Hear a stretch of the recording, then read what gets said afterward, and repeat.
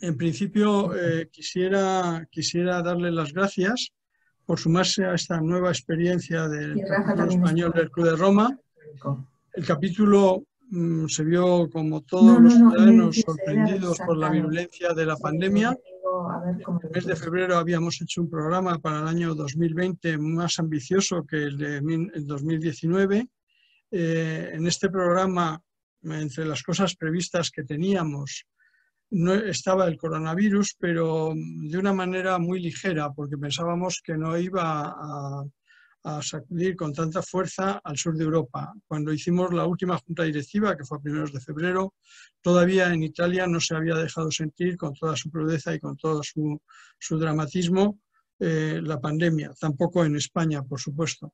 En aquellos primeros días de febrero, nosotros hicimos un programa que daba en parte continuidad a los temas que siempre hemos venido tratando y pensábamos que iba a ser un programa más ambicioso porque íbamos a incorporar también a 3 grupos territoriales a lo largo del año. O sea, no solo la oficina de Barcelona iba a multiplicar sus actividades, sino también se creaba el Grupo Balear, que se había creado a finales de enero y que va a iniciar sus actividades el próximo día 4 de junio. Y también vamos a intentar reconfigurar un grupo andaluz y relanzar un grupo valenciano. En principio, esto yo lo iba a contar al final y al final tenía previsto pedirles disculpas por los posibles fallos que vean y porque estamos viviendo un momento de cierta novedad. Yo tuve en mi vida profesional anterior, cuando era casi un jovenzuelo, tuve la suerte de hace 30 años de probar las primeras videoconferencias que se hicieron en algunas universidades españolas con el concurso de Telefónica y una fundación en la cual yo tenía, una fundación de Telefónica en la cual yo tenía el privilegio de trabajar en aquellos momentos. Y vivimos momentos como estos, momentos en los cuales incluso tuvimos circunstancias en que un ministro no tenía voz o que otro ministro nos salía con una especie de cornamenta con lo que eso podía significar de insulto a la autoridad constituida. Este no es el caso, vamos a tener situaciones así, pero esperemos que todo vaya bien. Ya veo que Cristina ya se ha incorporado, lo cual ya es una buena señal. Podremos mantener un diálogo entre Cristina y yo si fuera necesario. Pero yo quisiera primero darle el agradecimiento, como les decía, por su existencia. Y luego aprovechar, mientras se incorporan nuestros ponentes, para manifestar las condolencias del capítulo por todas aquellas personas que han fallecido y especialmente por los familiares y amigos de los miembros del capítulo o de las personas que están cercanas a nosotros. En principio, la primera condolencia me van a permitir que la dedique a Ricardo Díaz Leiner, que como saben falleció a primeros de abril. Ricardo Díaz Leiner creó el capítulo español del Club de Roma en 1976.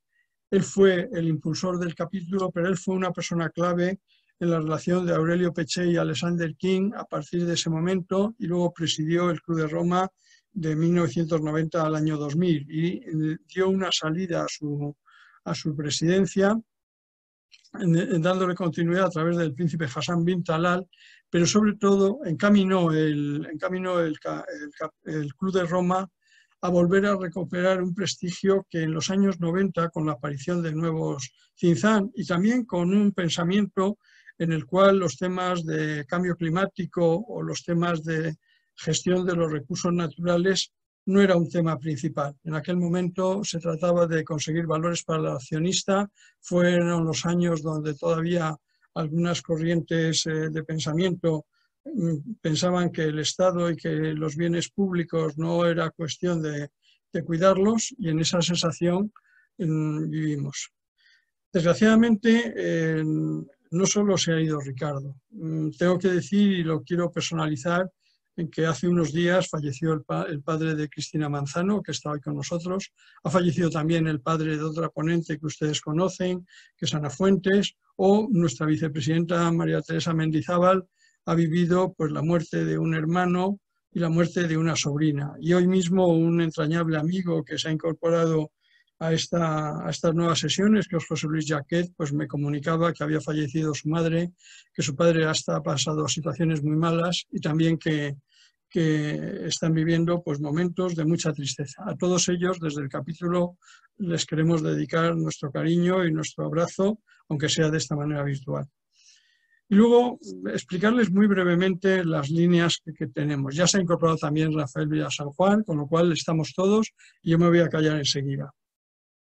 Nosotros habíamos pensado ponerle un título que es El mundo después del COVID-19.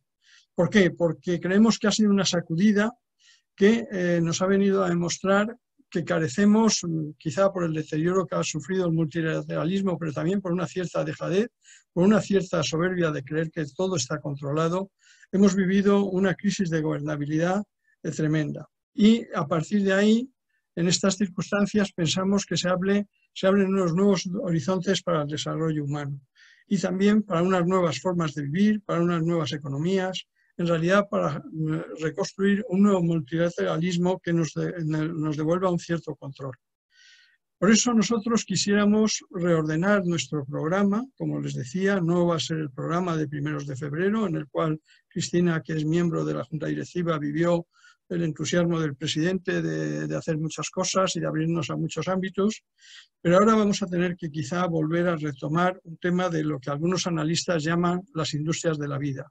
Vamos a tener que preocuparnos de la sanidad, de la educación, de la alimentación, de la vivienda, de la cohesión social, de las desigualdades, a veces de las desigualdades terribles que lo vamos a notar desgraciadamente a medida que avance la pandemia en América Latina y en África. Evidentemente, tendríamos que hablar también de cómo debe ser la información en nuestra nueva época, cómo debe ser la transparencia ciudadana que necesitamos y cómo se ha de configurar el hábitat humano, hablando también de un nuevo urbanismo, pero también de una nueva ruralidad. Sin olvidar dos vectores disruptivos clarísimos, que son la digitalización y el cambio climático. Ellos van a seguir estando en nuestros programas. El tema de la digitalización nos va a llevar a repensar el futuro del trabajo, pero también a repensar las nuevas sociedades del conocimiento en las cuales nos vamos a mover, por lo menos los países avanzados. Y ello nos va a llevar también a tener que pensar cuáles van a ser los nuevos valores que debieran conformar este mundo para un mejor desarrollo humano y cómo deberíamos de crear unas nuevas imaginarias colectivas. De alguna manera eso enlazaría con una propuesta del Club de Roma de intentar buscar una nueva ilustración mucho menos individualista, mucho más sinérgica con otras culturas, mucho menos centrada en nuestro ombligo europeísta, para contemplar que el mundo es, como diría Ciro Alegría, ancho y ajeno, sobre todo ajeno. Evidentemente, no podríamos olvidarnos también de que esto nos va a llevar a una discusión sobre las nuevas formas de representación política y sobre todo sobre la gestión del poder. Y yo ya me callo. Con eso lo iremos desgranando poco a poco en ciclos sucesivos, en ciclos que abordará a veces la oficina de Barcelona, a la cual nosotros les vamos a mandar enlaces para que se puedan conectar y que va a empezar el día 4 de junio sus sesiones. El día 4 de junio se va a constituir también el Grupo Balear, y el Grupo Balear, tras unas primeras sesiones muy centradas en qué es el Club de Roma, porque nunca se ha hablado en esos términos en las islas, pues se tendrá que enfrentar a temas como son, dentro de ese pensar globalmente y actuar localmente, cuáles deben de ser las líneas maestras de un nuevo turismo sostenible.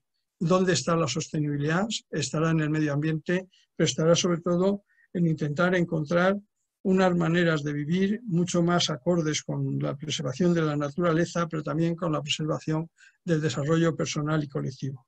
Nada más. Muchas gracias. Discúlpenos estos pequeños comienzos. No es malo que comencemos así. Esto sería malo que nos pasara dentro de 3 meses, pero que nos pasen estas primeras sesiones, a algunos nos permite todavía disculparnos y decir, bueno, pues son gajes del oficio. Si no hubiéramos empezado así, pues seguramente no podríamos cerrar un año, que no vamos a hacer las cerca de 90 actividades que hicimos el año pasado, pero que sí espero que hagamos una cifra cercana a esos 90. Muchísimas gracias especialmente a los ponentes, porque ellos se han venido no a contar todo lo que saben de este tema, sino a mantener una conversación con Cristina, y yo confío en que ellos le hagan pasajero estos 45 o 50 minutos que yo les dejo. Discúlpenme que me haya alargado y discúlpenme que estos comienzos, y sobre todo pedirle un pequeño aplauso virtual para Óscar, que ha sufrido en 5 minutos lo que no había sufrido en este mes y medio de pruebas. Pero nada más, como ves, Óscar, esto ya funciona. Muchas gracias.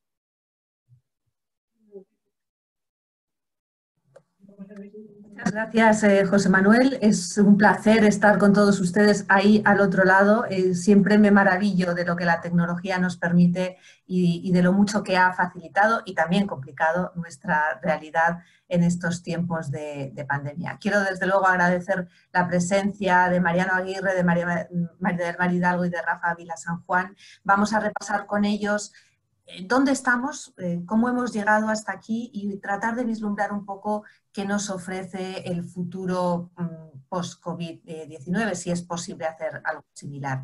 Y lo vamos a hacer con 3 personas que conocen muy bien el campo de las relaciones internacionales, el campo de la seguridad y el campo de la salud global y las interconexiones entre todas estas facetas. Antes de empezar, solamente un aviso, nos gustaría que ustedes también participaran y que compartieran sus preguntas, sus comentarios, etcétera. Les animo a hacer eso en el apartado que tienen abajo en el menú del Zoom de preguntas y respuestas. Es desde ahí, desde donde yo voy a estar vigilando voy a estar viendo lo que nos mandan y al final, pues en función de las que haya, podemos dar paso a todas las preguntas o haremos una selección para irlas compartiendo con los ponentes. Bueno, querría empezar preguntando a Rafa, ¿cómo es posible que hayamos llegado hasta aquí? Porque estábamos avisados, no solamente la famosa charla de Bill Gates, sino había muchas otras señales. La OMS había dado avisos de lo que podía suponer una pandemia global, etcétera, etcétera, y sin embargo parece que no quisimos hacer caso. ¿Cómo es posible que hayamos llegado hasta aquí, Rafa? Bueno, pues hemos llegado hasta aquí porque, entre otras cosas, tenemos una cierta soberbia, ¿no? Como mundo occidental siempre hemos pensado que las enfermedades infecciosas se podían erradicar y siempre hemos hablado de erradicar enfermedades infecciosas, ¿no? Desde que en los años 70, finales de los años 70, se erradica la viruela, se empieza a hablar de que las enfermedades infecciosas son el pasado y que por lo tanto lo que vienen son enfermedades crónicas. Pero claro, eso es relativamente cierto, desaparecen, pero desaparecen del mundo, digamos, de economías avanzadas. Y lo que creamos es una frontera, en fin, no física, pero sí muy real, que es una frontera económica. Es decir, dejamos todo el peso de las enfermedades infecciosas en los países de renta baja, en los países de renta media, y en cambio aquí pensamos que estamos seguros. Tanto es así que una de las consecuencias peores que ha tenido todo este tiempo es que, a pesar de haber visto lo que había pasado en China, nadie se hubiera confinado, absolutamente nadie se hubiera confinado hasta no ver que estábamos empezando a tener consecuencias dramáticas en nuestros sistemas de salud.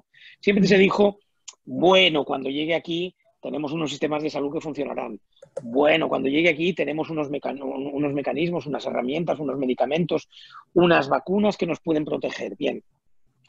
Es cierto que se llegó a decir, y esta es la teoría más común de todos los que hemos escuchado, bueno, en el fondo es como un constipado, un poquito más grave, ¿no? Pero las cifras de mortalidad que estamos barajando, por cierto, cifras que no son ciertas, que era lo que venía de China, de lo que sabemos relativamente poco, de lo que ha ocurrido en China, son cifras que más o menos eran comparables. Multiplicaban por 10 ya entonces la mortalidad de lo que es una gripe a lo que es el COVID. Pero es que aquí se ha multiplicado por 100, ¿no? Luego, lo que nos ocurrió es que le estábamos dando el valor de algo para lo que teníamos una vacuna cuando no tenemos una vacuna. Y esa soberbia nos hizo que pensáramos que estábamos protegidos, que esto en el fondo cuando venga aquí lo tendremos muy controlado, ¿no? Y como todas las crisis, esta se ha ido cocinando a fuego lento. Una crisis que fue anunciando.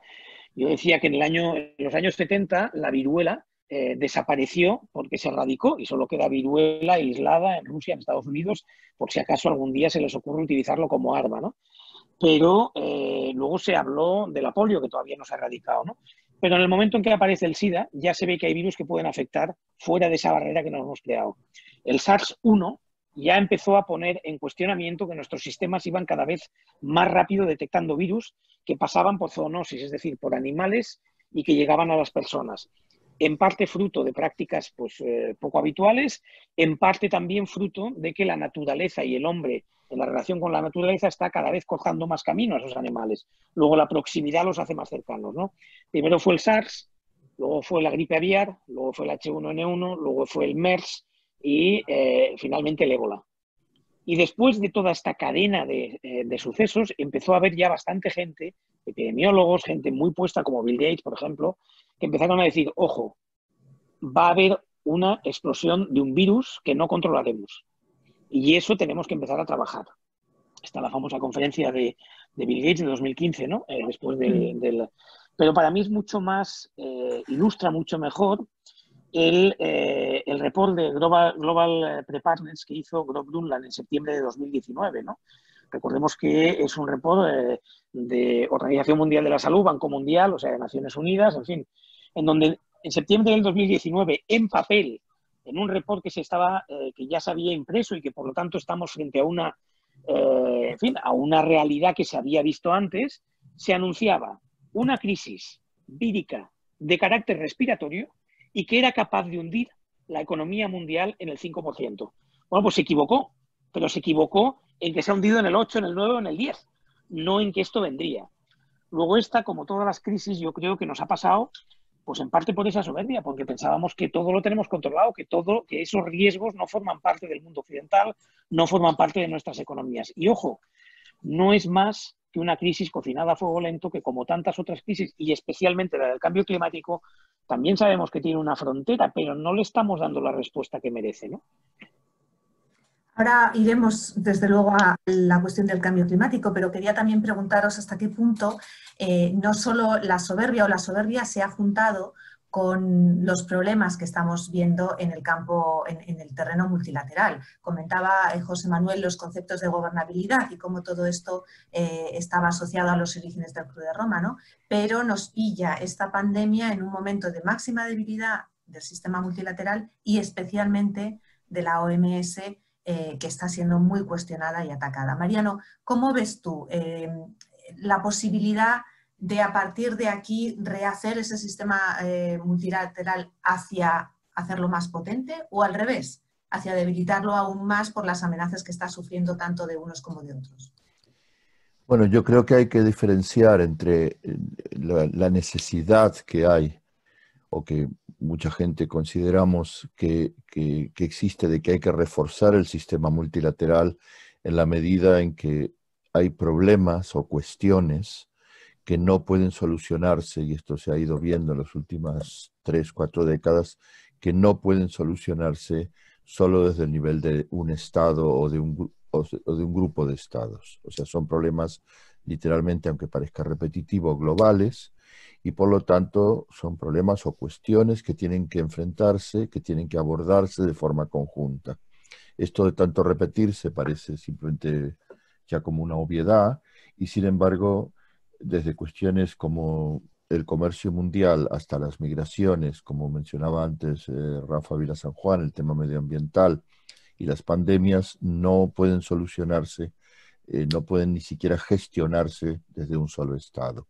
Sin embargo, la situación en la que estamos es paradójicamente opuesta. Quiero decir, el sistema multilateral lleva muchos años de sufrir ataques muy fuertes, por un lado, digamos, indirectos, en la medida en que a partir prácticamente del final de la Guerra Fría en adelante ha habido un regreso muy fuerte, luego de un primer momento que se creyó que iríamos a un fortalecimiento del multilateralismo. A lo que hemos ido es a un fortalecimiento más del Estado-Nación, a ideas más de que cada país tiene que sobrevivir precisamente en este mundo global, una especie de ley de la jungla, tanto en temas de comercio, de economía e incluso en temas de conflictos.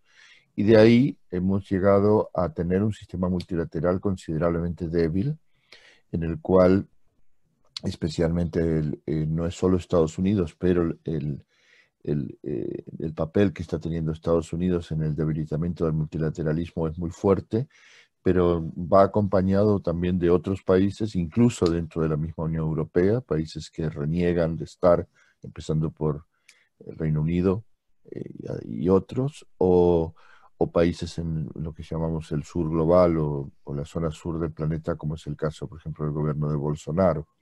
Pero veamos que esto no son solo anécdotas de una serie de políticos como Bolsonaro o Trump. Es una tendencia muy fuerte que se nota en el terreno de debilitamiento del cumplimiento con los acuerdos sobre derechos humanos, es el tirar atrás y dar pasos atrás en los acuerdos sobre migraciones, en el tema del refugio, no hacer caso, como antes contaba Rafa, en temas de cambio climático, así como lo de la pandemia, el mito era no va a llegar aquí, en el caso del cambio climático es una cosa, bueno, los ecologistas o de una serie de personas o incluso de científicos que sinceramente nos aburren con sus letanías sobre este tema.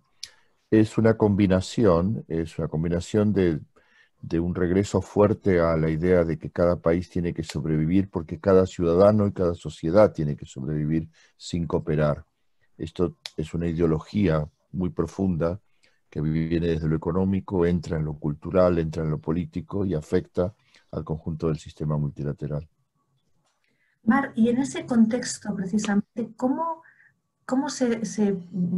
hacia dónde puede ir el concepto de seguridad global? Porque la seguridad que hemos tratado hasta hace una década, un par de décadas, se centraba mucho en el poder duro, ¿no? Y en el armamento y en lo militar, etcétera, etcétera. Pero hemos visto claramente, y lo vemos cada vez más, que la seguridad afecta desde la economía, ahora la salud tremendamente, y que su impacto y su concepto va mucho más allá de ese poder duro.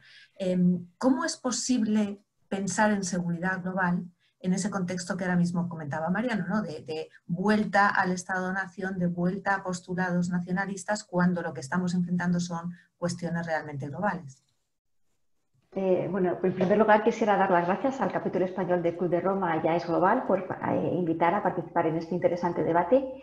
Y efectivamente estos problemas, tanto pandemias, cambio climático, solo se pueden abordar también desde una perspectiva de seguridad, ¿no? Entendiendo la seguridad como aquel clima necesario para una persona, para una empresa, en el que pueda desarrollar sus actividades sin sufrir amenazas tanto físicas como psíquicas como materiales, ¿no? Y efectivamente hemos cambiado a un mundo, hemos pasado de una guerra fría, hemos pasado por un mundo que parecía que iba a ser unipolar, con una potencia dominante con Estados Unidos, y ahora resulta que nos encontramos con un mundo muchísimo más inseguro, donde las amenazas son más impredecibles, más difusas y sobre todo más indiscriminadas, porque es que ya no afectan a una determinada población, a un determinado conflicto, sino que nos pueden afectar a todo el mundo, ¿no? Y este nuevo concepto de seguridad pues abarca muchísimos ámbitos: seguridad económica, seguridad sanitaria, seguridad ambiental. Y es verdad que ahora, pues, cuando se habla de estos temas, la gente todavía le cuesta observar estos temas desde el punto de vista de la seguridad, ¿no? Porque la gente cuando, en temas de seguridad y defensa, siempre percibe amenazas, un país que me amenaza, ¿no? Y eso lo vemos con los estudios sociológicos. Y sin embargo ahora hay muchísimos factores que causan disrupción y tienen el poder de provocar el colapso de las sociedades económico y social, y por lo tanto son unas amenazas del máximo nivel y por lo tanto son cuestiones de seguridad. Y realmente el cambio climático nosotros hace muchísimos años que lo llevamos observando también como una amenaza a la seguridad, porque desde luego cuestiona la sostenibilidad de las poblaciones, puede atacar, puede afectar, mejor que atacar nuestras infraestructuras críticas, puede llevar a situaciones de inseguridad alimentaria, y lo hemos visto con las primaveras árabes y al final el conflicto de Siria. Es decir, todos estos factores suponen nuevas amenazas que son más indiscriminadas y más difusas, y por lo tanto también es verdad que todos los sistemas internacionales que se habían desarrollado durante el siglo XX, principios del siglo XXI, puede que ahora necesiten desde luego un replanteamiento, han cambiado las potencias hegemónicas, entonces estamos en un mundo más complejo en el que han cambiado muchísimas cosas, en el que también tenemos otros espacios, aparte del físico tenemos el ciberespacio, tenemos el espacio exterior, es decir, las amenazas pues son muchísimo más difusas, más indiscriminadas, más difíciles de hacer comprender a la gente, pero desde luego cuando ya veíamos que el tema de las pandemias es que lo decían que podía venir, o sea, lo decían. Cuando pasó el SARS, decían que esta vez hemos tenido suerte, porque es verdad que tal cual vino, se fue, pero esta vez hemos tenido suerte, pero la próxima no tendremos tanta suerte. Y en todas las estrategias de seguridad de Estados Unidos, de Reino Unido, incluso la española, las pandemias, en este caso que estamos tratando en esta sesión, están consideradas como una amenaza a la seguridad por el poder disruptivo que lamentablemente hemos visto en estos días. Desde luego, cuestiones de seguridad 100%.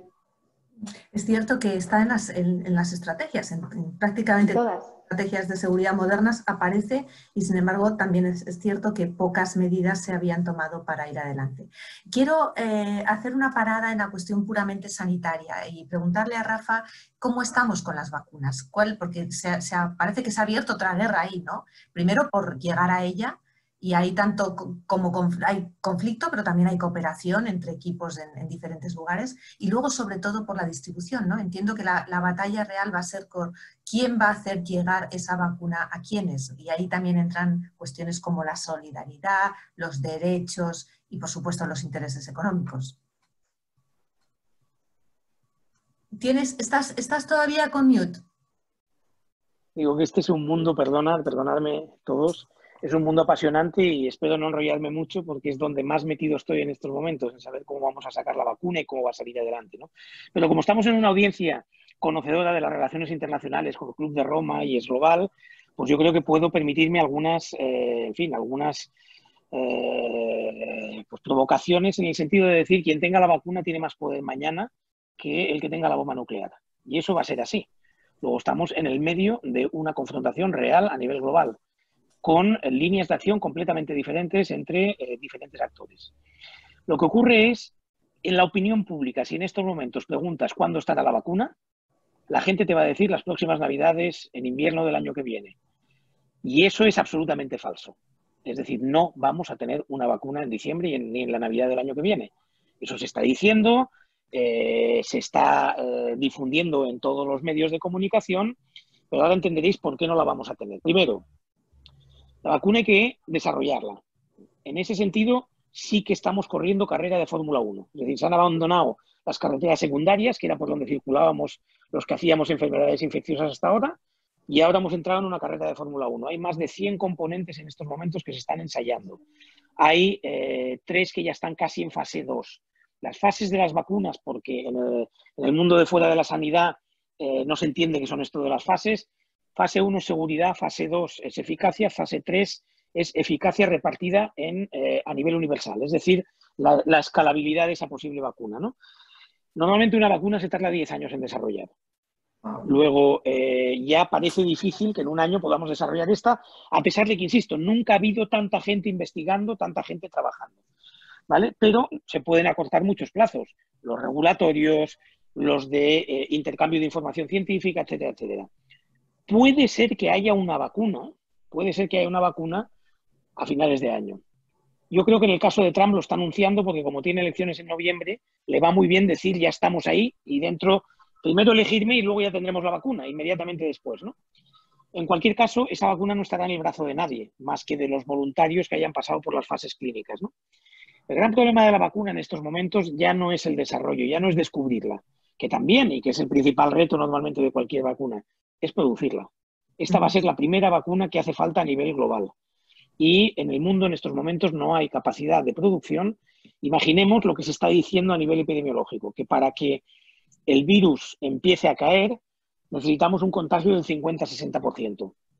Si somos 7.000 millones de personas, rápidamente hacemos unos cálculos, nos hacen falta 4.000 millones de vacunas, en el caso que sea una dosis. Poco probable, puede que sean 2 dosis. Luego nos hacen falta 8.000 millones de vacunas. En estos momentos, países como Estados Unidos, que no es un gran productor de vacunas, tampoco Alemania, tampoco es un gran productor de vacunas, Estados Unidos produce aproximadamente del orden de los 25 millones de vacunas año. Lo digo para que lleguemos a las 4.000 o a las 8.000 dosis que necesitamos. No hay capacidad de producción en el mundo para una vacuna universal. No la hay en un año, no la hay en 2 años. Pero es que hay más. Las vacunas más avanzadas son tecnologías que hasta ahora no existían en vacunas. Luego, por un lado, tendrán una regulación más complicada Y por otro lado, que eso se puede acortar, evidentemente, porque se empezará a dar vacunas a las que se vea que funcionan sin excesiva regulación, pero por otro lado va a ser más difícil de producir, porque las fábricas que producen, que básicamente están en India, en China, en Brasil, en fin, en países de rentas medias con alta capacidad tecnológica, porque todos los laboratorios farmacéuticos del mundo han desestimado la producción, porque es muy, se puede hacer en otros países y la han deshecho. Ya digo que en Alemania, en Estados Unidos, en Suiza, países donde hay grandes multinacionales farmacéuticas, en ninguno de ellos se va a producir la vacuna. Hay una operación, que la habréis oído hablar, de Donald Trump, que se llama algo así como la velocidad de la luz, que quiere copiar el proyecto Manhattan. El proyecto Manhattan fue el que produjo la bomba nuclear que cayó en Nagasaki y Hiroshima, en donde se puso a trabajar a más de 100.000 personas de la industria, del ejército, de la academia, todos juntos para desarrollar esa bomba. Bien, Estados Unidos, Trump está apostando por retomar la capacidad de producción, es decir, que la produzcan laboratorios privados y vamos a generar aquí las capacidades de producción. Ha invertido 800 millones y pretende hacer una operación similar. El problema es que esto va a requerir tiempo también. Y ahí es donde él está diciendo que él va a tener la vacuna en diciembre. Muy difícil. Porque primero hay que tener la vacuna y luego hay que producirla. Existen otras dos vías alternativas. Una la habréis visto en la Organización Mundial de la Salud, la carta que han firmado 140 presidentes, en fin, élite política y entre ellos Gordon Brown, pidiendo que la vacuna tiene que ser un bien público común y que, por lo tanto, hay que poner a disposición todos los recursos gubernamentales con la contrapartida de que no haya patentes. Eso escrito queda magnífico, en la realidad va a ser muy complejo. Entre otras cosas porque con 100 o más de 100 componentes en estos momentos corriendo por todos lados, buscando la fórmula de conseguir la vacuna, las patentes van a salir, porque lógicamente no hay paso que no conlleve una patente. Pensar que una vacuna hoy en día se produce de la siguiente manera. Se investiga en ciencia básica con dinero público y fundaciones, tipo la Gates o tipo Wellcome Trust. Se pasa entonces a pequeña startup biomédica, que es la que desarrolla el primer piloto de vacuna. A la que eso se hace grande, estos pequeños startups ya no pueden desarrollarla y pasa a laboratorios, que desarrollan las fases 2 y 3. Y una vez se tiene en fase 3 aprobada, que es ya segura, eficaz y se puede escalar, en ese momento se la entregan a los productores para que la empiecen a producir.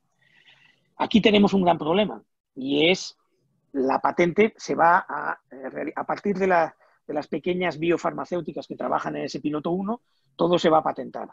Luego lo que hay que hacer es buscar las contrapartidas por el dinero público que se invierte. En medio está la fórmula europea, que es la que está apostando Ursula von Leyen, es la que hubo una cumbre, parece que fue el 4 de mayo, y hay otra el 28 de mayo, es decir, esta semana, y el 4 de junio, probablemente en Londres, se anunciará que se va a crear un mecanismo internacional para garantizar la producción. Hasta ahora se ha garantizado el desarrollo y se ha garantizado también dinero para que los países más pobres la tengan. Pero ¿qué pasa en los países medios? ¿Qué pasa en los países de renta media? Donde su sistema de salud tampoco va a poder comprar una vacuna que valga más de $5. También va a tener que haber una capacidad de gobernanza internacional, ¿no? En estos momentos estamos ahí. Estamos trabajando para ver cómo se puede agilizar la producción y al mismo tiempo pensando en que de los 100 y pico componentes que hay ahora mismo en la vacuna, no va a salir una vacuna, sino que van a salir varias. No va a salir dentro de un año, sino que van a ir saliendo escalonadamente. No van a tener todas la misma eficacia ni todas la misma seguridad. Y, por otra parte, se va a priorizar la distribución primero a colectivos de riesgo. El primero, personal sanitario. El segundo, personas de riesgo. Ahora, para eso hace falta una gobernanza mundial que lo decida. Porque si no, será el que más dinero tenga, la obtendrá primero. Como ha ocurrido con las mascarillas y con los ventiladores, ¿no? Sí, precisamente. Bueno, efectivamente el tema de las vacunas da para una sesión en sí misma. Es fascinante todo lo que has contado y todas las implicaciones que tiene desde el origen hasta el final. Pero sí, precisamente una de las cosas que ha puesto la pandemia encima de la mesa es esa batalla geopolítica, ¿no? Y esa dependencia de determinados suministros que hasta ahora no se consideraban estratégicos ni tan esenciales y que ahora se ha puesto claramente así. Y quería preguntarle a Mariano por dos cosas. Primero, retomo la última frase de Rafa, ¿no? Otra vez, la necesidad de esa gobernanza global. ¿Qué futuro creéis que puede tener una Organización Mundial de la Salud si realmente Estados Unidos cumple su amenaza de no solo dejar de financiarla temporalmente, sino permanentemente? Y después, ¿cómo estamos viendo, cómo está afectando la pandemia al juego geopolítico? Llevamos años hablando de ese giro hacia Asia, y China aquí desde luego tiene un papel fundamental como origen de la pandemia, pero también como suministrador de material, pero también como generador de esas patentes y de esa investigación. Se lo pregunto ahora a Mariano, pero por favor intervenid los que queráis para tratar de hacer esa panorámica, ¿no?, del escenario geopolítico. Sí, gracias, Cristina. Primera cuestión, brevemente a lo que comentas sobre si Estados Unidos realmente termina saliendo de la OMS, que todavía es un tema que no va a ser tan rápido ni tan automático, en la medida que ha sido un anuncio del presidente que sin embargo tiene que pasar por el Congreso. O sea, hay una serie de pasos, no es tan sencillo, pero imaginando que como ha ocurrido con el Acuerdo de París, donde igual, o lo que ha pasado con el acuerdo nuclear sobre Irán, donde Estados Unidos, en voz del presidente, anuncia que sale y luego hay un proceso de salida. Imaginando que este proceso de salida se consume y que Estados Unidos termine saliendo, pues básicamente es una cuestión de que lo tendrá que asumir el resto del sistema internacional.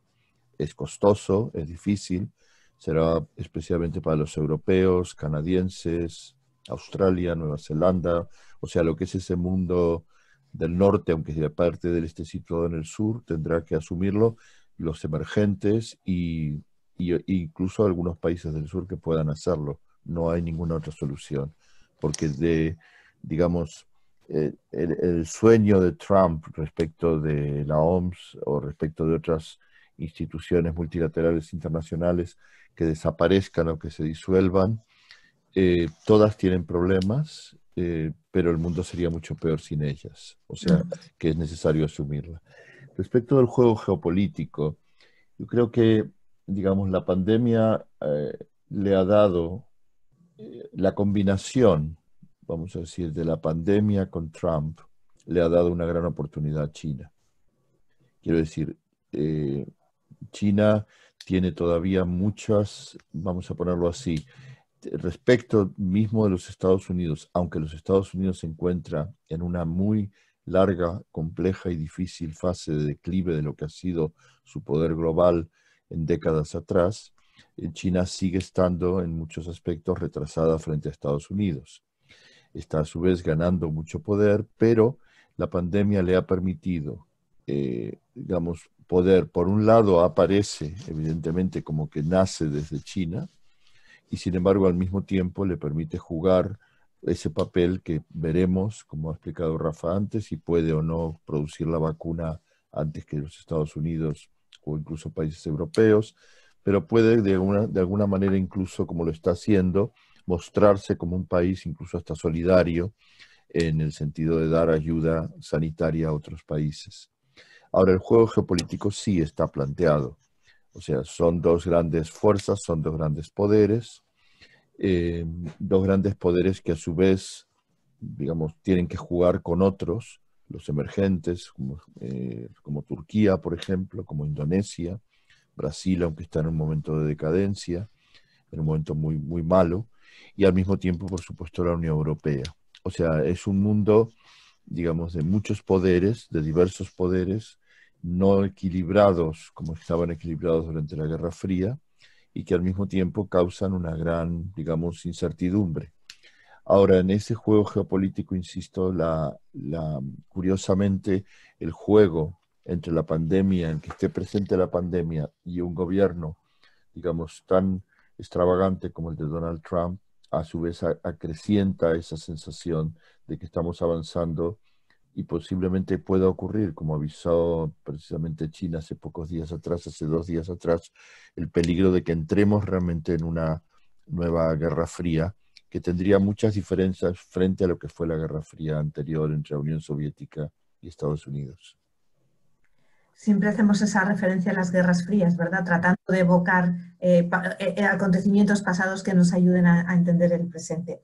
Quiero ir al tema que habéis mencionado varias veces, de la relación de la pandemia con el cambio climático, de la equiparación del cambio climático como gran amenaza global, igual que son las cuestiones de salud. Y le quería pedir a Mar que nos explicara brevemente, y a partir de ahí vamos a este tema más amplio del cambio climático, el concepto de One Health, que has mencionado en el artículo que has publicado en el especial de Global, y que es una idea de la Organización Mundial de la Salud, ¿verdad?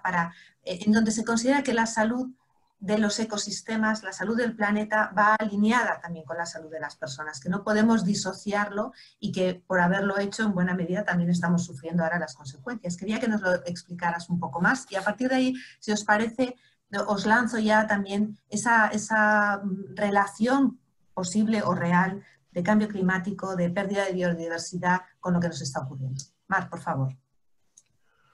Estás en mute todavía. Gracias, Cristina. Pues efectivamente, la iniciativa de One Health surgió en la Organización Mundial de la Salud en el 2006 para hacer frente a la necesidad de concebir la salud desde el punto de vista humano, desde el punto de vista animal, desde el punto de vista de las plantas, desde el punto de vista de la salud de los ecosistemas, porque se veía que el número de brotes epidémicos estaba aumentando, que la gran parte de los problemas de la humanidad en cuestión de brotes epidémicos y pandémicos iban a venir de zoonosis, de enfermedades zoonóticas. Y se trataba, pues eso, de aunar, ¿no? de aglutinar esfuerzos, de crear una red de alerta temprana a nivel mundial, porque es verdad que los cambios que estamos viendo, como el cambio climático, están generando que estos sistemas estén interactuando, ¿no? Y es verdad que nosotros, el ser humano, concebimos la Tierra como un sistema y cuando al sistema le hacemos una acción, el sistema responde. Entonces, es necesario abordar este punto de vista desde una salud única, una salud global, enfocada en tres aspectos básicamente. Primero, en una inocuidad de los alimentos, que aquello que comamos sea sano para nosotros. Y en los alimentos están incluidos tanto vegetales como animales. Por otro lado, también las enfermedades zoonóticas, ¿no? Es decir, ¿dónde está el origen de los problemas futuros, de las nuevas pandemias? Porque el riesgo en pandemias no existe, no es cero. Y esto, la COVID-19 no es más que una de las próximas pandemias y epidemias que pueden venir. Y por último, también tratar de abordar un tema importantísimo, como es la resistencia a los antimicrobianos que estamos viendo. La capacidad de generar las superbacterias para los cuales el ser humano, que parece que podíamos con todo, como decía Rafael, que ya habíamos creado un estado de salud bastante logrado, pues bueno, pues se puede venir abajo simplemente porque los antibióticos no funcionen a las nuevas enfermedades. Todo eso hace que desde luego se tenga que ver desde un punto de vista global y el daño a los ecosistemas, pues indudablemente nos afecta. Y pongo un caso por ejemplo, de Nigeria. En Nigeria la fiebre de Lassa es endémica, pero sin embargo se está viendo un repunte porque a medida que se están talando los árboles, es una enfermedad que se transmite por los roedores. Esos roedores que están en los bosques están yendo a las ciudades y entonces se está produciendo un repunte, a pesar de ser endémico, de fiebre de Lassa. Es decir, cuando atacamos los ecosistemas nos lo devuelven, ¿no? Y por eso pues, es necesario considerar todo el conjunto de una salud, One Health, y sobre todo crear redes de alerta temprana. Y en el cambio climático también se puede poner el ejemplo de las aves migratorias. Las aves migratorias, como consecuencia del cambio climático, están cambiando sus rutas. Entonces, en el caso de España, si esas aves anidan o se posan o van a humedales, pueden encontrar parásitos, germes, patógenos que no estamos acostumbrados a ellos. Y de ahí la importancia de establecer redes de alerta de vigilancia sanitaria en todos los niveles, veterinario, sanitario, y abordar la salud como un conjunto. Si me permites, Cristina, me gustaría continuar, ¿no? con este discurso, porque estoy completamente de acuerdo y además incorporar, bueno, pues esa idea que ya teníamos, pero que ahora se va a hacer mucho más presente, y espero que ese sea el gran cambio de conducta social que tengamos, ¿no? No existe posibilidad de que las personas vivamos con seguridad en salud si no cuidamos la salud del planeta. Es decir, salud planetaria y salud de las personas va completamente de la mano. Va de la mano en estas migraciones de aves que decías, va de la mano en todos los deshielos, va de la mano en fin, en la capa de ozono, pero también va de la mano en que la mayoría de muertes que se producen en mi ciudad, en la mía, en Barcelona, es decir, no en una ciudad de un país, digamos, de renta baja, se producen como consecuencia de factores medioambientales, es decir, los cánceres, los enormes episodios de salud mental, enfermedades respiratorias, cardiovasculares, la mayoría se están produciendo como consecuencia de contaminación, de polución, en fin, de fenómenos que en la relación hombre-planeta estamos realizando una serie de desequilibrios. Y eso es así. Ha habido un paréntesis, que son las muertes del COVID. Es verdad, durante estos 2 meses ha habido muchas más muertes por un factor que también ha venido de presionar a la naturaleza, pero que en cualquier caso era una enfermedad infecciosa. Pero es que cuando esto se normalice, seguiremos teniendo una cantidad de personas ingresadas porque no estamos tomando las medidas necesarias, porque nos parece que nos quedan muy lejos, cuando en realidad sus consecuencias ya las tenemos aquí y están para aumentar. Mariano, aprovecho para seguir con el tema y es toda la cuestión que se ha puesto encima de la mesa sobre cómo el Pacto Verde, por ejemplo, en Europa, el New Green Deal en Estados Unidos puede ser la solución no solo a gestionar la salud, sino también a gestionar la tremenda crisis económica que se nos viene encima, ¿no? No quiero que entremos mucho en temas económicos porque, como ha mencionado antes José Manuel, vamos a dedicar una sesión entera solo a la cuestión económica, pero ¿crees que tenemos opciones de salir de esta con esfuerzo de las políticas que defienden la sostenibilidad, que defienden una transformación de nuestro sistema productivo, o ahora mismo estamos en una batalla perdida? Vamos a ver brevemente, porque es una pregunta muy, muy buena y muy amplia. Yo pienso, en primer lugar, si tomamos como punto de partida en tu pregunta, si vamos a ver un cambio, vamos a decir, en los sistemas productivos a partir de la crisis, a partir de la pandemia, inicialmente yo creo que no.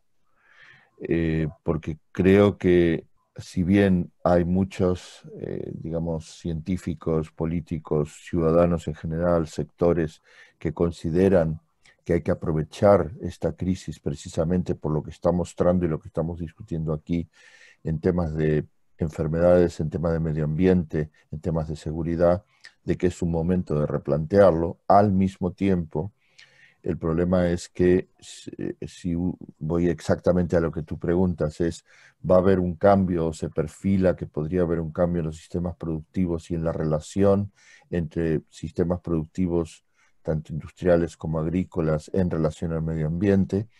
Pienso que va a ser difícil. Va a ser difícil porque precisamente lo estamos viendo ya en estos días, en España y en otros países.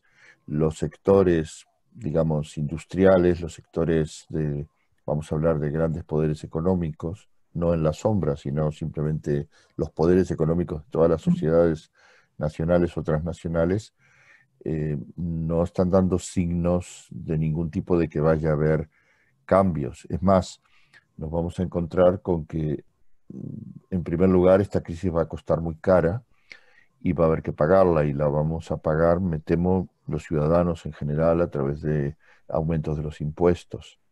No hay un debate, aunque alguna gente lo ha planteado, no hay un debate sobre qué tipo de tributación tendría que haber para que determinados sectores quizás pagaran más, en este caso por la crisis, o hubiera, por ejemplo, mayor control, no digo necesariamente en España, aunque también es problemático, la evasión fiscal. Quiero decir, el, las ideas están sobre la mesa en países como Estados Unidos o en la Unión Europea, lo del Pacto Verde al que tú te refieres. Sin embargo, creo, desafortunadamente, que va a haber mucha resistencia para ponerlo, para dar pasos hacia ese Pacto Verde. Aún así, quiero, antes de terminar, señalar un punto, muy importante, creo, en conexión con algo que decía al principio María del Mar, implícita o explícitamente.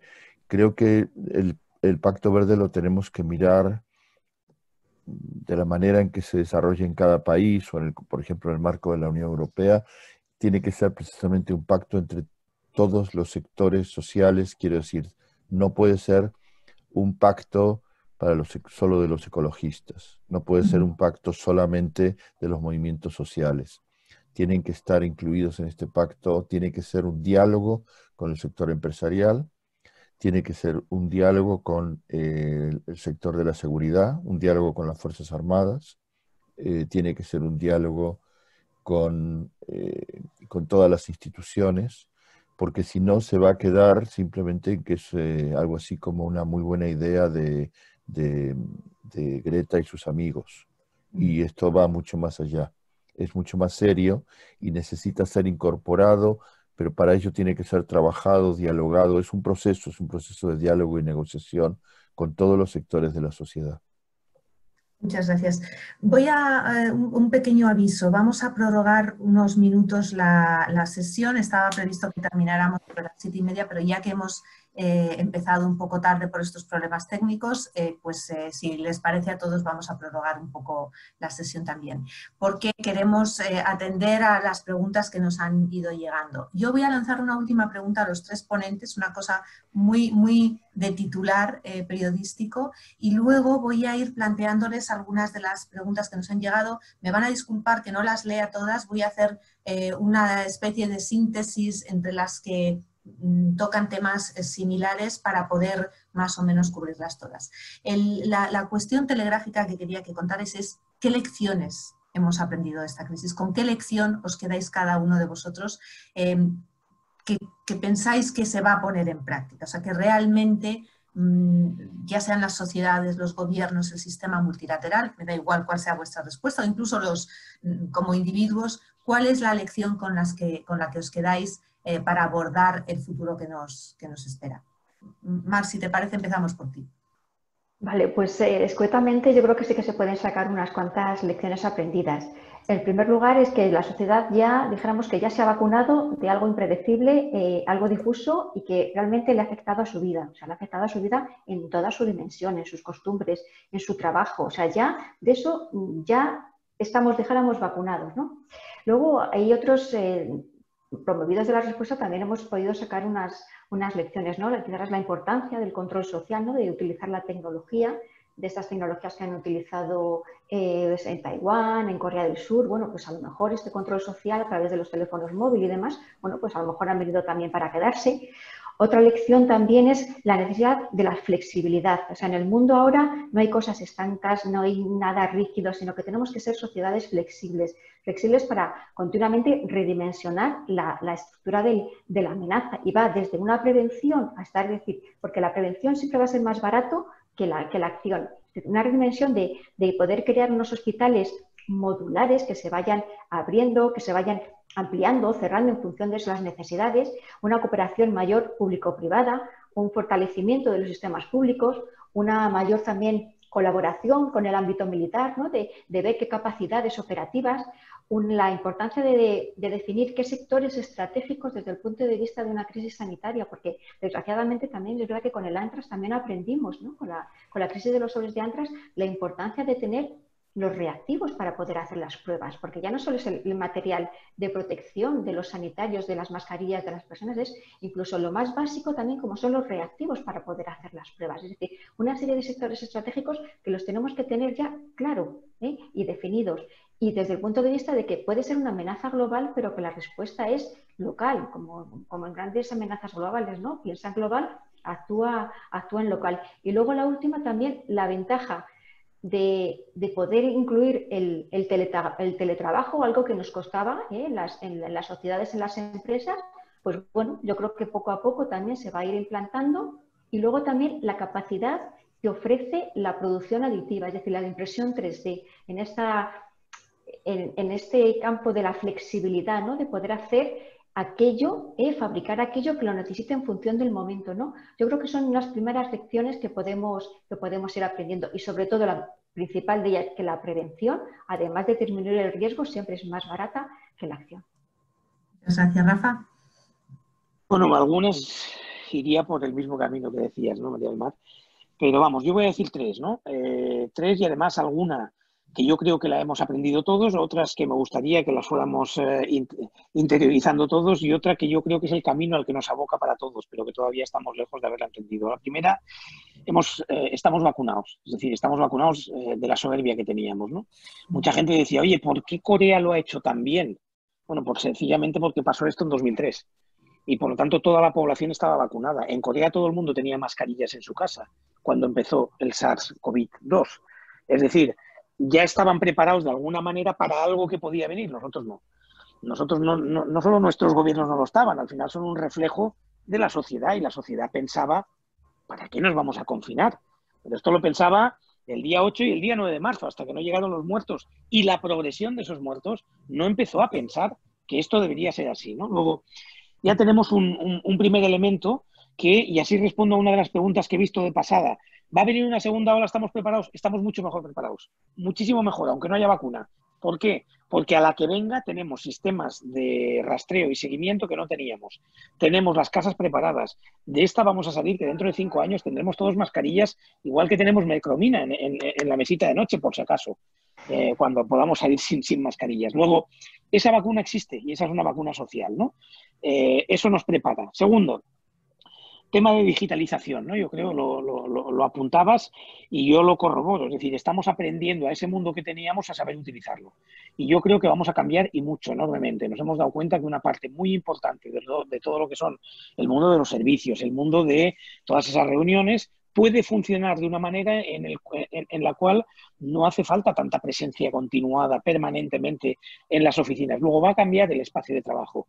Vamos a hacer más espacios de encuentro para cuando haga falta encuentro y más espacios de teletrabajo, de digitalización, mejor utilizados en el futuro. Esto irá entrando por la fuerza, porque a la que en una oficina pues la gente empiece a utilizar esto, al resto no le quedará más remedio. Y la tercera y última va más en la línea de cosas que comentaba Mariano, ¿no? Del multilateralismo. Yo creo que nos hemos dado cuenta y tenemos que ser conscientes, a pesar de que la tendencia ahora sea la contraria, y es que los estados-nación por sí solos no sirven para una serie de retos que tenemos. Y no sirven, por lo menos en lo básico, vamos a tener que inventar un nuevo multilateralismo. Que no sea solo la representación de estados, que es lo que le pasa, por ejemplo, a la Organización Mundial de la Salud, sino que empiece a haber una nueva forma de entender cómo vamos a actuar a nivel internacional. En la vacuna se está apostando quizá por eso.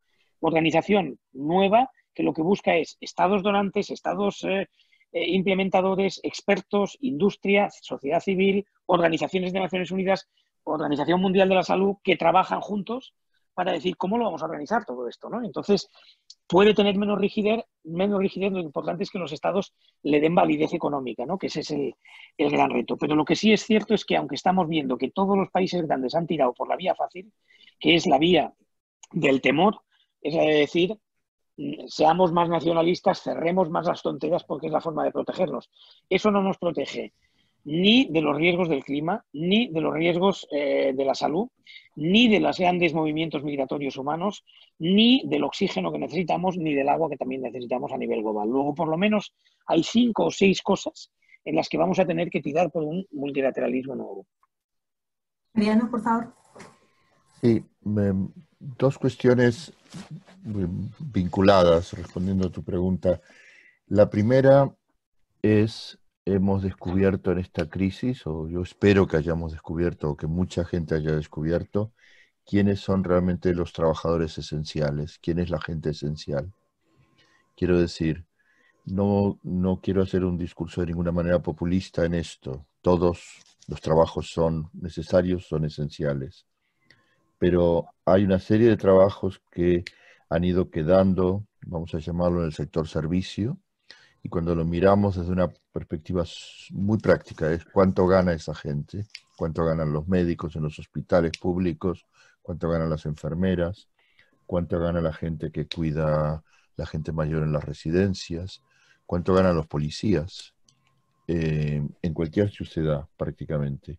Nos vamos a encontrar con que es ese sector, que es un sector sin el cual, y es lo que creo que hemos descubierto, en nuestras sociedades no se mueven, no funcionan o funcionarían caóticamente como sociedades que hay en otras partes del mundo, en donde precisamente la falta de todos estos servicios hace que sean sociedades mucho más caóticas y mucho más vulnerables. Eso es el revalorizar a esos sectores que normalmente les llamamos de servicios. Creo que es importante, especialmente en una época en la cual lo que prima es privatizar todos estos servicios. Y ahí voy a mi segundo punto, algo que de alguna manera hay muchos temas que se nos pueden quedar y no hemos mencionado. Creo que esta crisis nos tiene que servir para recordar que el Estado tiene que estar al servicio de los ciudadanos. Quiero decir, el Estado tiene que ser un Estado que use los impuestos de los ciudadanos y use su política, su visión, para precisamente construir, tener, avanzar, como decía María del Mar, en políticas de prevención, en temas como la salud, entre otros que podríamos mencionar aquí. O sea que, insisto en que creo que van vinculadas las dos cosas. Tiene que ser ese Estado que se construyó, llamado Estado benefactor en Europa después de la Segunda Guerra Mundial, que tanto se ha criticado, que puede ser corregido, pero que tiene que ser revitalizado otra vez. Pues aprovecho ahí justo donde terminas para empezar con las preguntas. Me adelanto y les pido disculpas porque va a ser imposible recogerlas todas y, como decía antes, voy a hacer una especie de síntesis, pero hay preguntas que tienen que ver precisamente con las políticas que estamos viendo y que se están aplicando. ¿Hasta qué punto la pandemia está sirviendo para experimentos políticos, tanto en el nivel nacional, en cada uno de nuestros estados, como en el nivel global? Y esa pregunta la quiero ligar a otro tema que también ha salido en varios comentarios, y es hasta qué punto este confinamiento, o sea, son políticas que se dirigen específicamente al confinamiento, está siendo aceptado o no por los ciudadanos, hasta qué punto el poder de regulación de los estados se contrapone con la libertad que en las democracias defendemos. Y bueno, esa es una línea de preguntas. Voy a lanzaros varias para que lo mismo vayáis respondiendo y podamos tocar muchos de los temas. Otra también tenía que ver con algo que habéis mencionado ahora mismo, y es el papel de la economía, de los cuidados, el darle valor a toda esa serie de personas que han hecho posible, que han batallado en primera línea hasta ahora, y muy especialmente las mujeres, porque muchas de esas actividades hay un buen número de mujeres, ¿no? Hay una pregunta específica que dice que si esa responsabilidad debería incorporarse en la cultura de la paz, pero yo os pediría que lo ampliarais, ¿no?, al papel de las mujeres en la lucha contra la pandemia. Y hay otro tercer rango de preguntas, y ahora os doy la palabra antes de ir a otra ronda, que tiene que ver con si realmente tenemos que descartar todas las teorías de la conspiración que están saliendo también, hasta qué punto, por ejemplo, en el campo de las vacunas y de la información, los intercambios de información entre grupos, predomina el secretismo o el afán de colaboración o la necesidad de colaboración, e incluso hay una persona que comenta si esto no tiene como objetivo el disminuir la población en un mundo superpoblado. Ahí os lo dejo. No sé quién quiere empezar. Cada uno puede responder a los puntos que más le interesen, por supuesto. Yo si queréis me puedo avanzar o me puedo intentar avanzar por la parte más de salud, ¿no?, y de las teorías conspiratorias, que las he oído de todos los tipos y de todos los colores, ¿no? Y lo primero que diría es, vamos a ver, la ciencia se publica, y en esa publicación es donde están los caracteres en los que uno puede no solo bucear, sino que además muchos científicos van a contrarrestar las teorías que lanzan otros, ¿no? Luego, una buena parte de la ciencia en sí misma se conoce, se sabe y se sabe hasta dónde puede llegar, ¿no? Por ejemplo, una de las cosas que se ha dicho es: este virus fue creado en un laboratorio de China. Bueno, pongamos que fuera verdad. Si fuera así, en estos momentos dependeríamos todos de China. Y lo que sí sabemos a nivel científico es bastante, y sabemos que un virus así no se puede crear de la nada. Se puede clonar. Una vez tenemos uno, se puede copiar otro. Esto científicamente es posible, pero este virus no se puede crear de la nada. Pero es más, si se hubiera creado de la nada, los chinos tendrían la vacuna, porque han sido ellos quienes han generado el virus, luego tienen el sistema genético por el cual va dentro del virus, pero es que estarían amenazando a todo el mundo con este virus. Lo irían lanzando cada vez que que quieren utilizarlo, ¿no? Luego, olvidémonos de esas teorías conspirativas que en el fondo solo sirven para poner o para desviar la atención de lo que hay que hacer. Esquilmar a la población mundial. A ver, en estos momentos llevamos aproximadamente 300.000 muertos. 300.000 muertos son muchísimos, muchísimos. Cada año mueren menores de 5 años por enfermedades perfectamente curables respiratorias en África, 500.000. Es decir, más del o casi el doble de los que mueren de COVID en el mundo. Luego, las teorías de esquilmar a la población todavía están muy lejos. Pensemos que estamos en 7.000 millones de personas, que África va a triplicar su población de aquí al 2050, que va a pasar a tener 3.000 y pico millones, y que, por lo tanto, en estas cifras es imposible pensar que esto sea una teoría para esquilmar a la población. Yo lo que diría es que es verdad que la ciencia no comparte todo, no lo comparte hasta que es capaz de llegar a una patente. Es decir, si en estos momentos alguien fuera capaz de crear una vacuna, segurísimo que publicaría los resultados hasta el momento de conseguir ese poder que le da el poder comercializarla y sacar dinero. Pero en cambio sí que se comparte mucho. Pensemos que no hay ni uno solo de los 100 componentes que se están investigando ahora mismo que sean propiedad de una sola industria, de una sola farmacéutica. En ellas están academias, están universidades, están biotecnológicas, están empresas y laboratorios, están fundaciones internacionales. Luego, en estos momentos, nunca se había compartido tanto y tan rápido. Pensad que incluso hay un punto en el que en la ciencia decimos hay que ir con cuidado, porque para que se publique algo científico tiene que haber sido revisado por pares, como sabéis.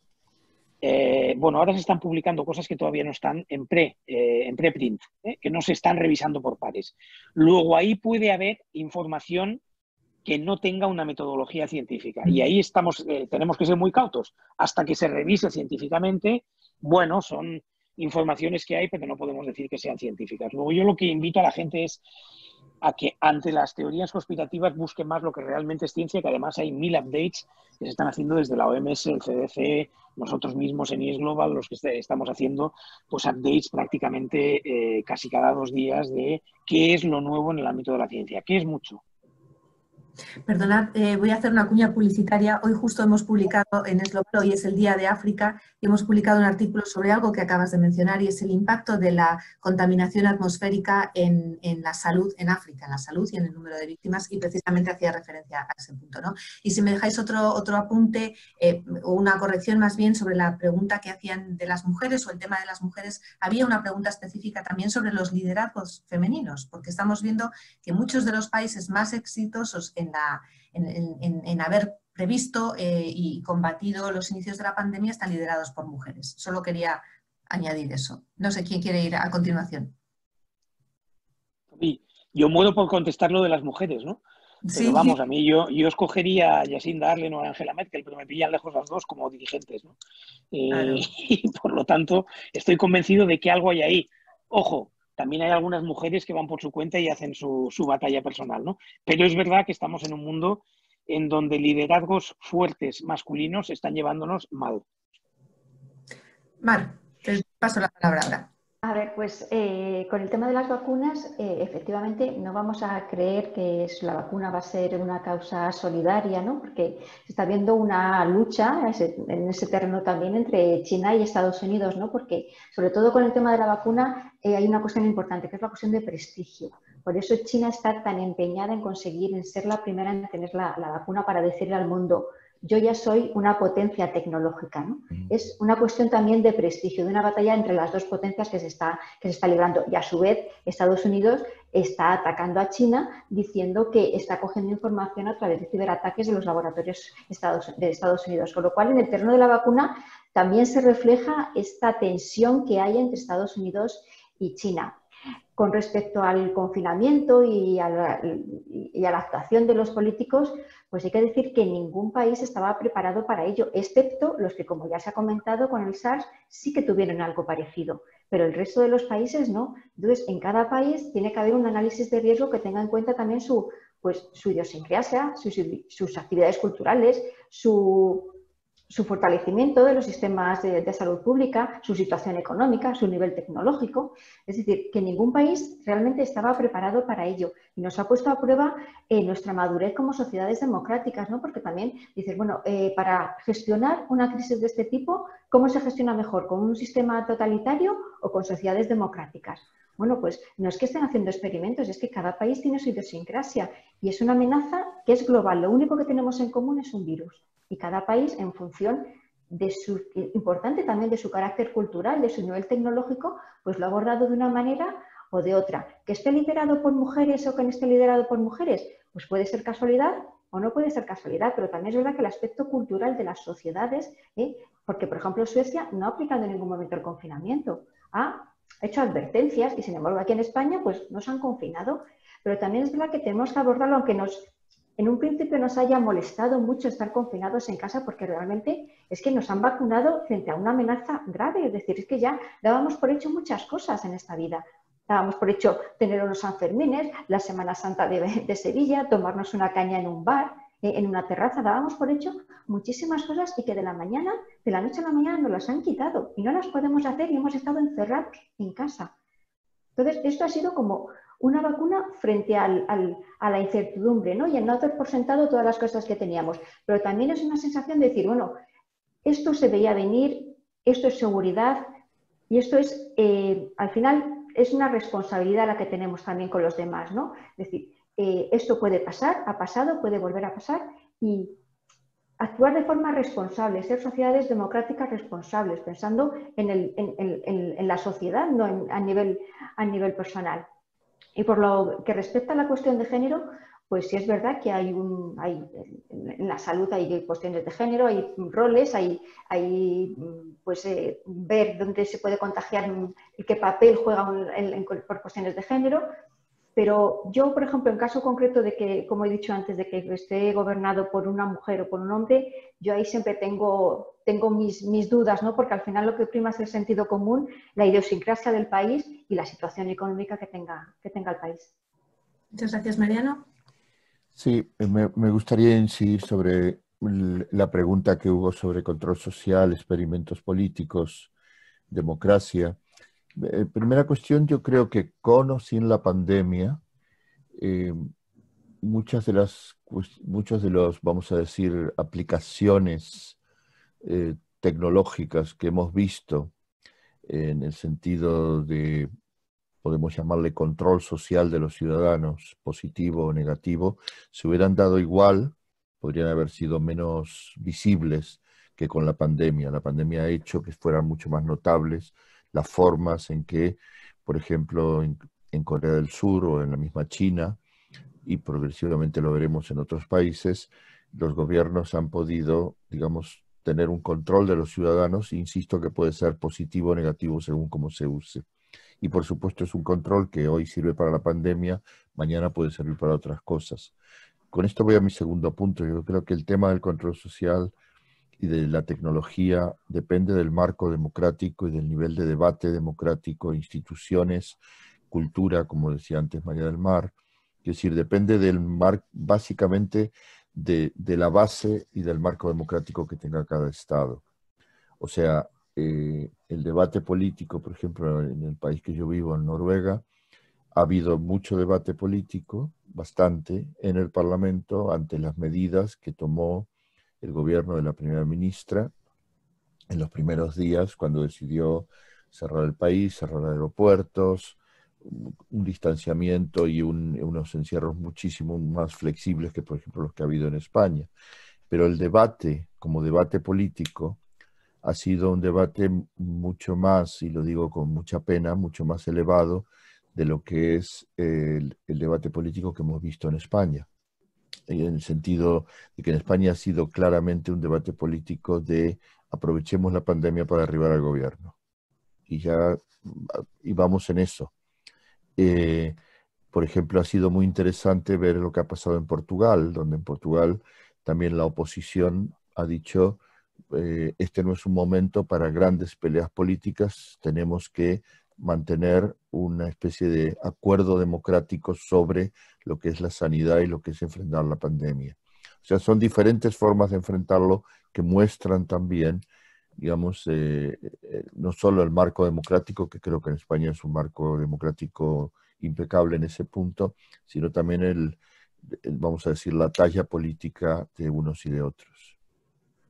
Muchísimas gracias. Os voy a lanzar una última ronda de preguntas. Ya nos estamos pasando muchísimo del tiempo, pero para que no queden sin contestar, van a quedar muchos temas sin tocar, pero habrá más sesiones. Y tiene que ver más con los aspectos productivos y económicos, tanto desde el punto de vista de la conversión necesaria para poder tener un sistema más sostenible y cómo eso se traduce y se aplica también a la situación actual, como desde el punto de vista energético. Hay una persona que pregunta si no deberíamos estar pensando más en la energía nuclear que se está avanzando, y lo mismo, cómo puede estar relacionado con la lucha contra la pandemia y con la coordinación global. Y por último, hasta qué punto, dado que vamos a tener que convivir con el virus, como contabas antes, Rafa, esto no va para que no tenemos la solución inmediata, hasta qué punto también nos vamos a ver obligados a replantear nuestro sistema, no ya productivo esencial, sino la economía diaria, ¿no? Y lo estamos viendo ahora todos los días en la reforma de las terrazas, para empezar, algo tan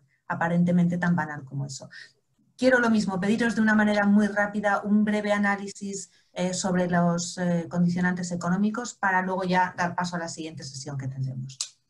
Mar, empezamos por ti esta vez, ¿te parece?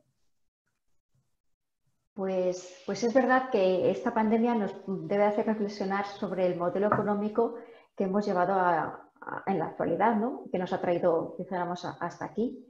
Quizás es la hora de apostar por un modelo económico más sostenible, porque vamos a alcanzar los 9.000 millones de personas en el planeta, porque necesitamos incrementar la demanda de agua, la demanda de alimentos, la demanda de energía. Tenemos que llegar a un equilibrio para satisfacer todas esas necesidades. Y por lo tanto, quizás ahora es un momento de replantearse y decir, bueno, pues realmente tenemos que buscar un modelo de producción más sostenible, más acorde con el respeto del planeta, más descarbonizado. Y bueno, yo creo que puede ser ahora un buen momento aprovechar, como yo digo, casi un reseteo, ¿no?, de estos sistemas productivos, para así avanzar hacia un punto un poco, pues, más sostenible, ¿no? Porque vemos que al final los perjudicados, si no seguimos este tipo de modelos, somos nosotros mismos, y lo estamos viendo ahora mismo con la COVID-19. Muchas gracias, Mariano.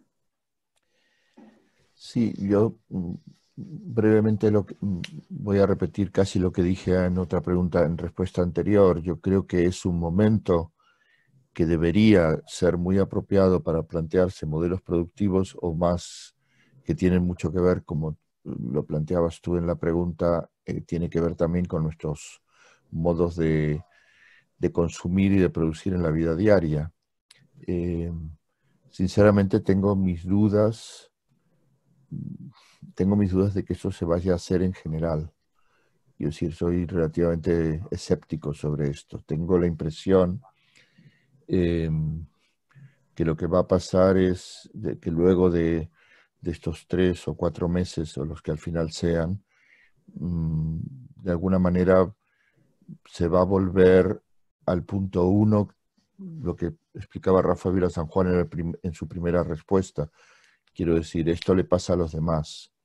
Y esto le pasa a los demás, que si antes lo situamos en Nigeria, ahora lo vamos a situar, bueno, pues en los pobres de mi país, el país que esté.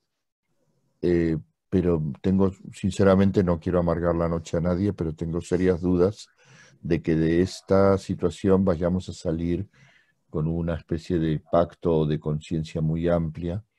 Más bien, me temo que sí, que va a haber sectores que van o vamos a salir de alguna manera reforzados en la idea de esto es necesario hacer una serie de cambios en profundidad importantes, y al mismo tiempo, fijémonos, es lo que estamos viendo, habrá otra gente que se aferrará a ser antivacunas, o se aferrará a ideas muy nacionalistas, o se aferrará a ideas muy populistas,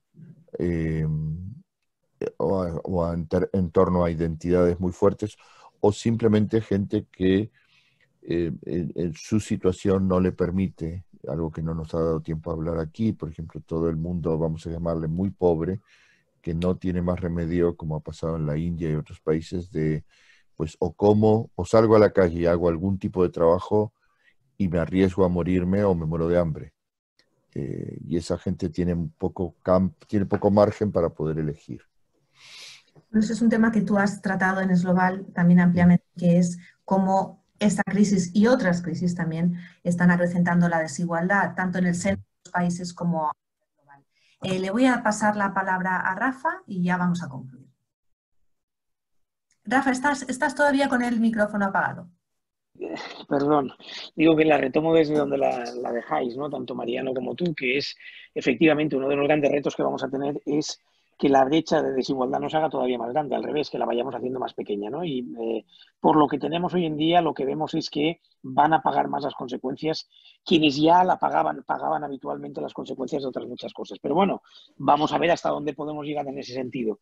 Yo creo, a diferencia de ese en fin, un cierto escepticismo que transmitías, Mariano, quiero pensar que hay dos barreras que se tienen que empezar a romper, ¿no? Una va a ser natural, que es la barrera generacional, es decir, van a ser los jóvenes los que vayan a sus nuevos trabajos y los que pidan una serie de conclusiones que hoy por hoy, o una serie de condiciones que hoy por hoy no estamos pidiendo o que no ha pedido nuestra generación, ¿no? Y van a trabajar, pero van a decir, yo quiero ganar dinero, pero es que además quiero tener una responsabilidad sobre lo que estoy haciendo y cómo está contribuyendo pues, a mejorar el planeta o a empeorarlo, ¿no?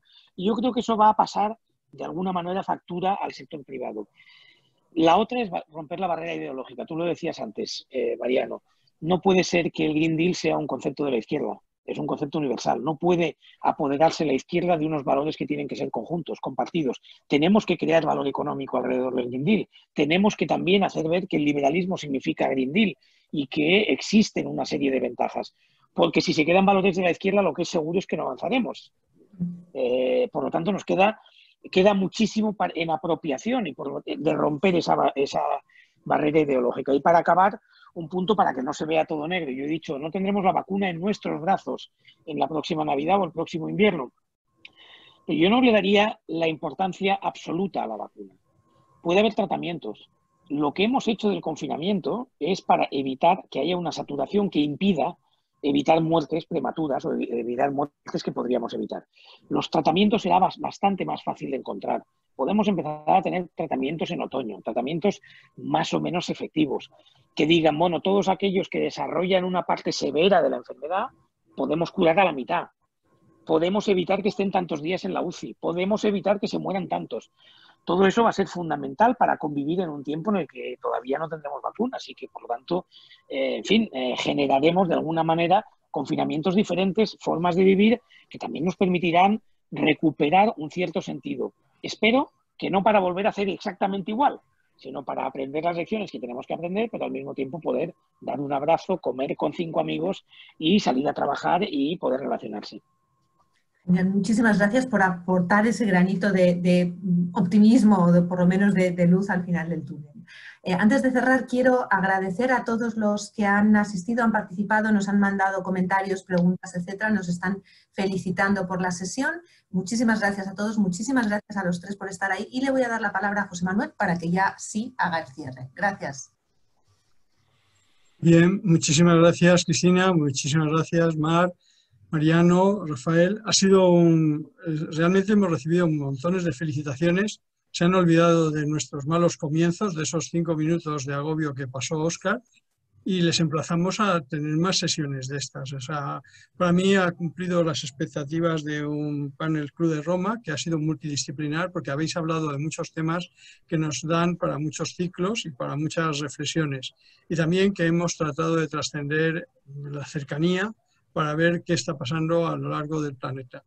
Creo que abrimos con esto un nuevo curso que nos va a llevar a debates en los que estáis todos invitados y a los cuales os agradeceremos sugerencias para orientar las sesiones del capítulo. El capítulo está abierto, no es un club de debate, no es un club que tenga certeza, sino que es un club que lleva viviendo en la incertidumbre desde que se creó en 1968, donde fueron incapaces de hacer un documento sobre cuál iba a ser el futuro de la humanidad.